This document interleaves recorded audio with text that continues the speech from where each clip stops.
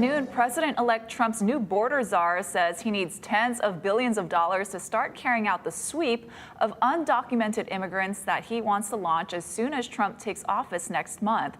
But some in Mr. Trump's inner circle are now calling for more migrants in the U.S. to help with their businesses. Katrina Kaufman has more details from the White House.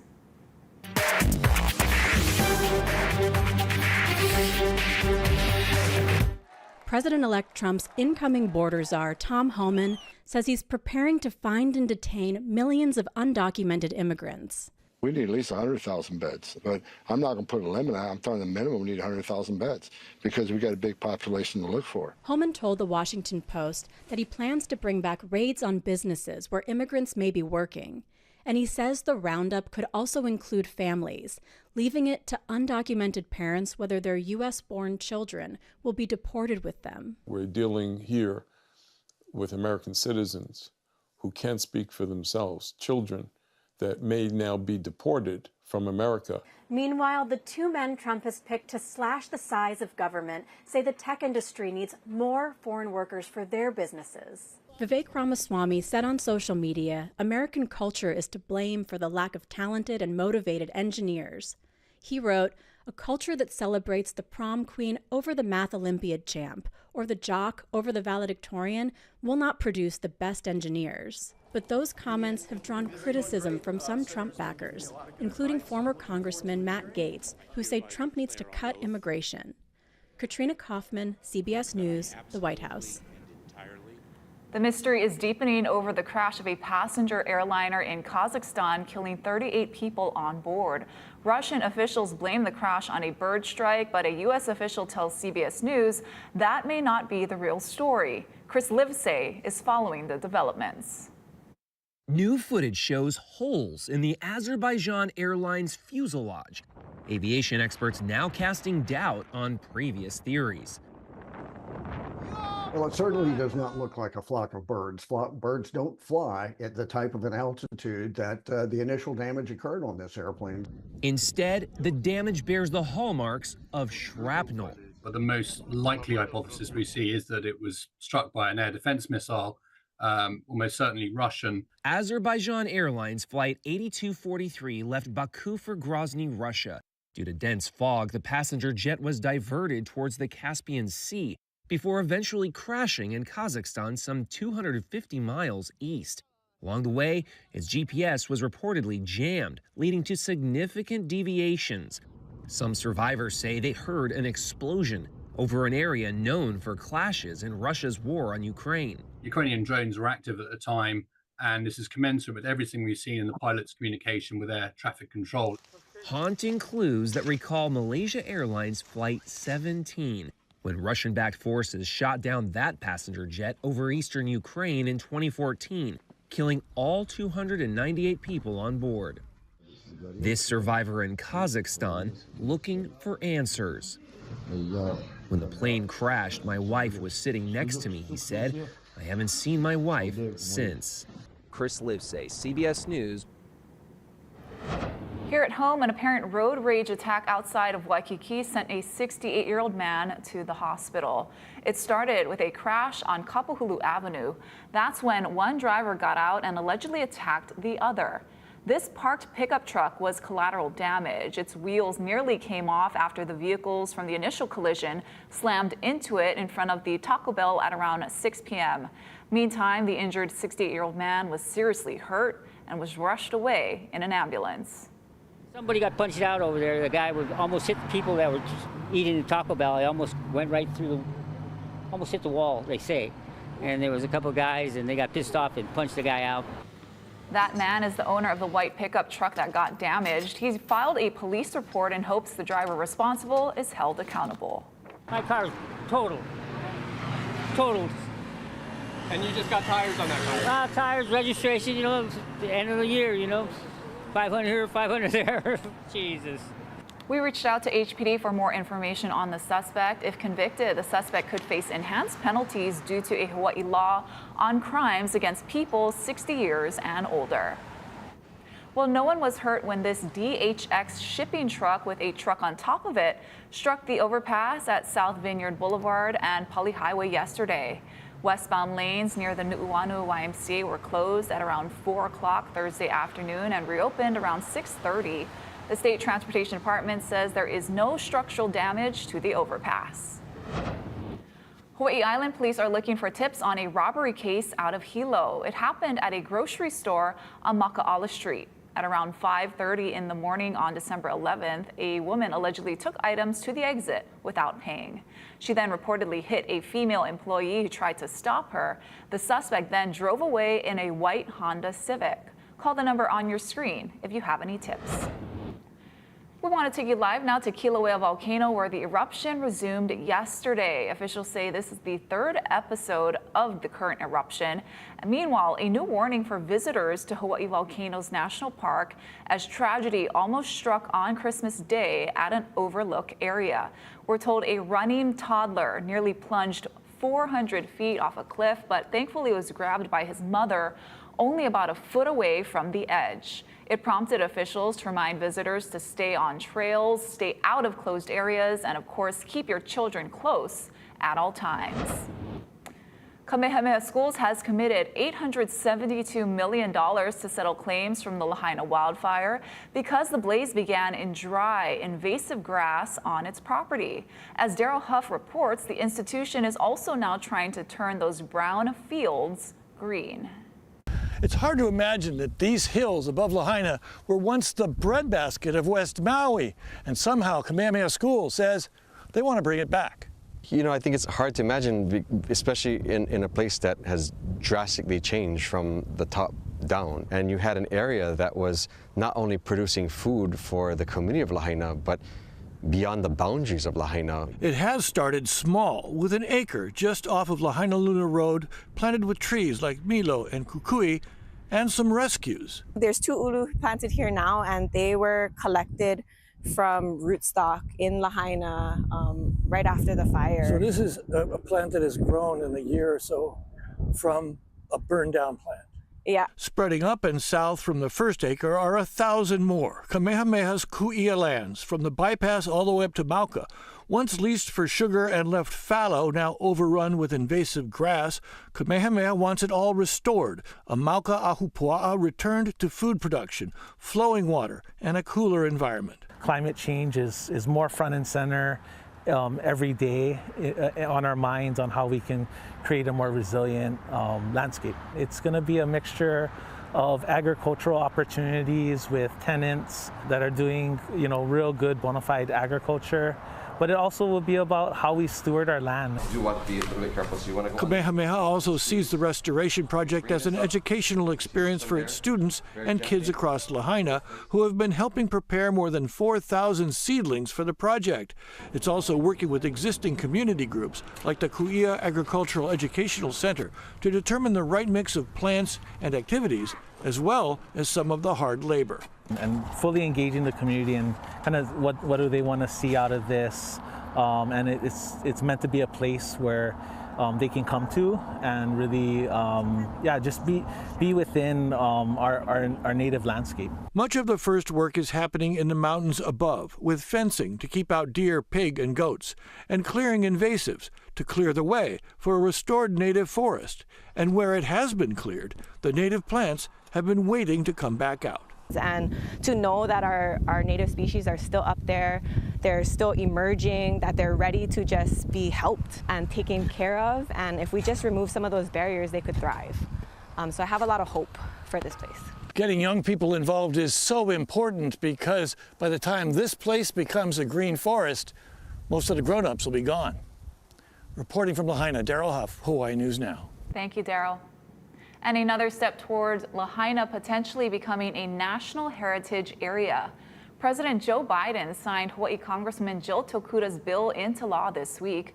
It kicks off a study on the suitability and feasibility of the designation and the federal funding and recognition that comes with it.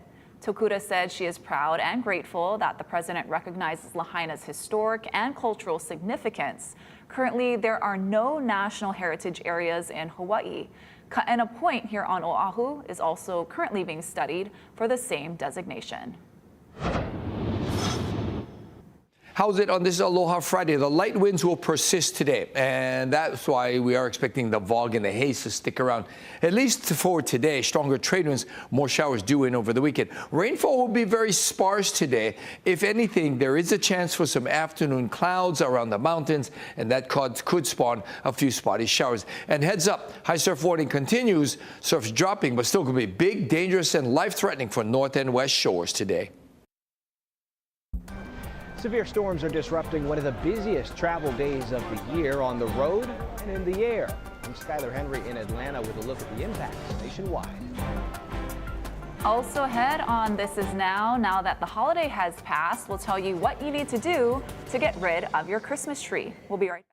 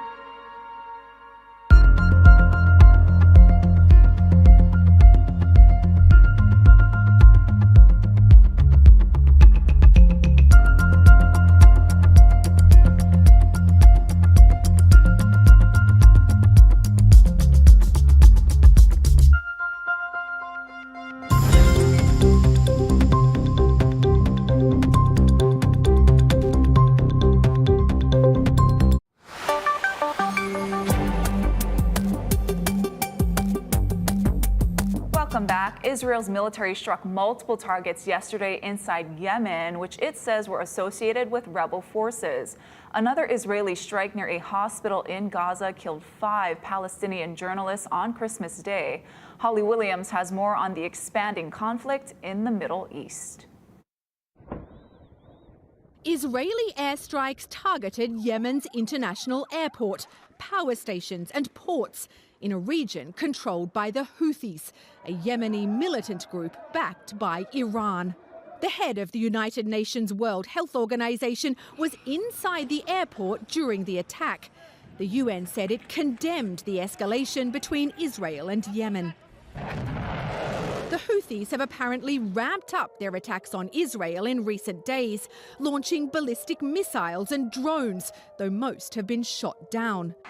Throughout the war in Gaza, the Houthis say they've been acting in solidarity with Palestinians. From an underground command center, Israel's Prime Minister Benjamin Netanyahu vowed to, quote, root out the terrorist arm of Iran's axis of evil. In the past year, as Israel's continued to pummel Gaza, it's also targeted Iran and its proxies across the Middle East, in Lebanon, Syria and Iraq. Yesterday in Gaza, Israel hit a TV broadcast van, killing 5 journalists inside, according to the Hamas-run health ministry. "What did my son do?" said one of their mothers. He was telling the news. Israel claims its strike targeted militants who were, quote, posing as journalists. Holly Williams, CBS News, Tel Aviv, Israel.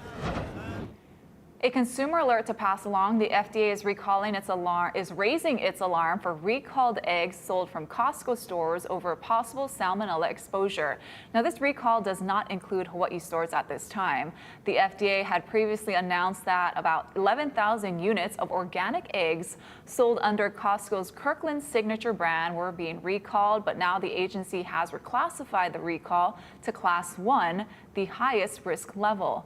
The eggs were sold in 25 Costco stores in Alabama, Georgia, North Carolina, South Carolina, and Tennessee beginning November 22nd. So far, no illnesses have been reported.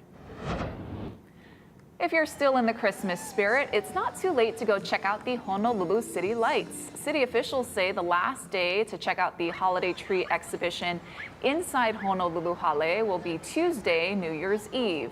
And the outdoor displays will start to go dark next week Friday, which is January 3rd.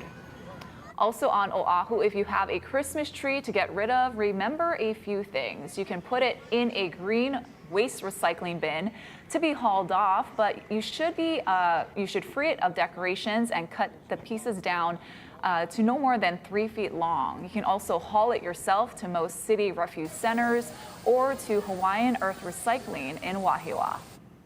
And on these days after Christmas, trash bags around the world are filling up with wrapping paper. That inspired Maui's Sarah Smith to create Rapidly, paper products made up of 90% sugarcane and 10% bamboo. The Kula residents' vision became a reality in 2013 after learning most wrapping paper can't be recycled because it's dyed, laminated, or contains glitter, foils, and plastic coatings. We're using a waste product from the sugar industry. So it's a bagasse or sugarcane fiber that's left over after they press the cane for the sugar. This is a waste product that was traditionally burned or discarded, but now they're finding new use for the fiber. Rapidly is now available in Target stores nationwide. Smith is hopeful more retailers will get on board. Outside now at Waikiki, beautiful on this Aloha Friday, and lots of surfers out there in the lineup. We're going to have your full forecast with Guy Hagi in 2 minutes.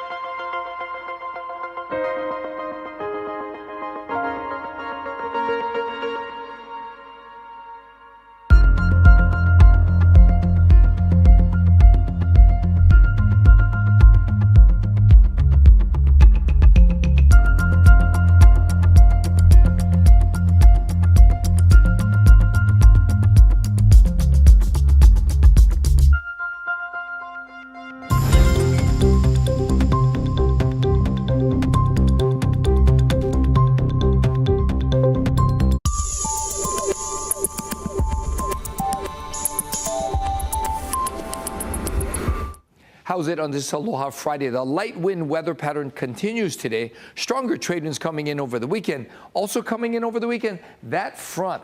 It's going to bring in more windward and Mauka showers as well as more clouds. So we'll have a few more showers this weekend, but we aren't expecting a washout. Now today and this morning, you can see it is fairly dry again. But with these light winds, we are expecting, in addition to the haze and the fog today, maybe some afternoon clouds, perhaps a few afternoon showers into the early evening. But those kinds of showers are very, very spotty and localized, not widespread. So this is what we're looking at today, right? A little bit hazy, especially by lunchtime. And then those clouds building in the afternoon around the mountains could produce a few spotty showers. But again, widespread rain not expected until that front drops in early tomorrow morning. Also dropping the surf. Still going to be big, still going to be dangerous. The high surf warning has been extended until this evening, but the swell will be trending down. Still, it's going to be big. It's going to be life-threatening up there for the next day or so. Beyond that, we're going to see smaller swells come by next week. And there might be a small wrap for the South Shore from that big swell. So it's going to be big and dangerous for North and West Shores today, but otherwise, it's going to be a little bit hazy. We will have some fairly calm conditions today, not much in the way of rainfall. But things will change tomorrow as that front drops in. We'll see stronger winds. We'll also see more clouds, more showers, favoring windward sides, occasionally drifting over to leeward areas.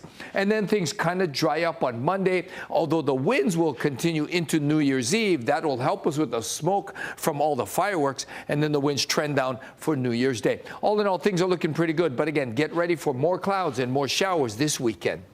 Thank you so much, Guy. Well, the holidays are a time for togetherness and celebration, but for some travelers, rough weather across parts of the country is delaying flights and forcing others to be canceled. Skylar Henry has more. No, I'm dead serious, Mom. It's on the water right now. Outside Houston, residents watched as a possible tornado made its way across a lake. Oh my God! Here, come inside, Mom. We didn't lock the door. In El Campo, Texas, people ran for cover with a funnel cloud moving quickly in their direction. It was one of at least 8 suspected tornadoes across Texas and Louisiana. A possible twister tore through this farm and ranch on Thursday. Between probably this front barn and our back barn, right in the middle of them. Drone video showed the aftermath of severe weather striking the region. Storms dumped several inches of rain, causing flash flooding in Beaumont, Texas. It's been pretty stressful, and we're just trying to get home. The storm system is heading to the northeast, keeping holiday travelers on the lookout for delays in canceled flights.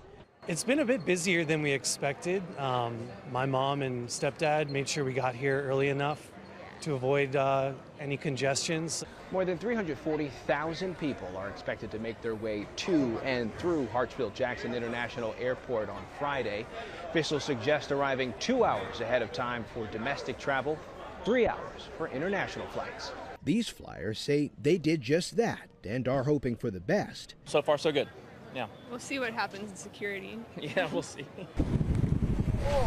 Out west, an atmospheric river is spinning up snow and rain, making for dangerous driving conditions. One person can ruin it for a whole lot of people. AAA advises drivers to wait until bad weather eases before hitting the road and allow plenty of time for a safe trip.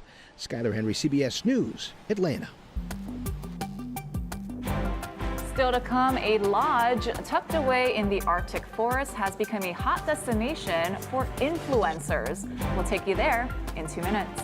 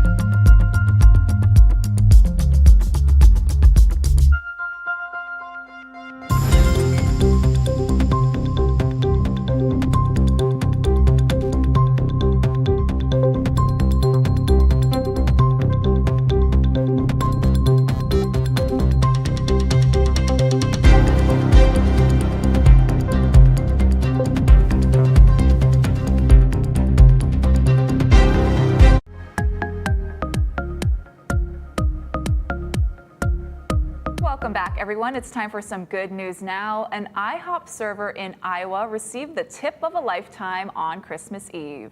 Cell phone video captured the moment Kaylee there was handed an envelope containing $1,700 in cash. Now, the giving customer named Becky says it's become a family tradition to leave a server a generous tip on Christmas Eve. This is the 5th year they've done this, and more than 50 people contributed to the tip. Kaylee, who is raising 2 young children, says she's going to use the money to help pay her nursing school tuition.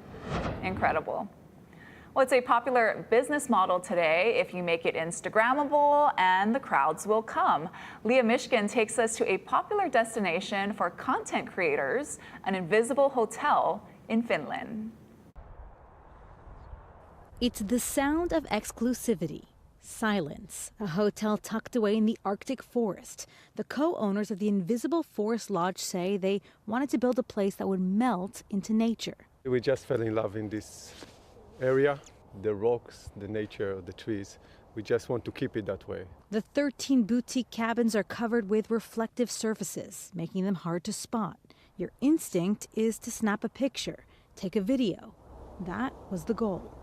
The idea was to build a very Instagrammable venue for TikTokers and Instagrammers, that they can create the content. And they do, making up the majority of the hotel's clientele. A one-night stay during the peak period costs more than $1,000, but the price hasn't kept guests away. COVID showed people that you have to leave now, no time to waste. The hotel is about a 10-minute drive from Rovaniemi city center in northern Finland, a city growing in popularity. It's all about peer-to-peer marketing and social media. It's been referred to as the official hometown of Santa Claus. The posts and the shares that we get, no matter is it Northern Lights or Santa or Arctic Circle crossing or whatever you do here, the fun stuff, if it's Instagrammable, it works really well. With every new post, the world grows smaller, making these once hidden gems just a click away. Leah Mishkin, CBS News. And from the Arctic forests of Finland, we go to beautiful Waikiki Beach, also very Instagrammable. We want to wish you a happy Aloha Friday, and we will have much more news coming up first at 4 right here on KHNL. Don't go anywhere.